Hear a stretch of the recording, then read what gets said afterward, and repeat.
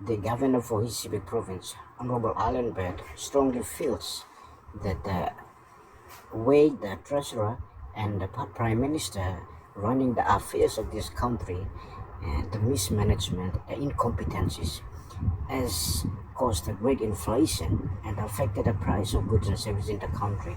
And ordinary Papua New Guineans could not afford the basic cake, rice, tinfish, noodles, and biscuit. As a demonstration of protest, he ended this basic cake to the treasurer in the parliament of Papua New Guinea. The treasurer smiled and accepted calmly.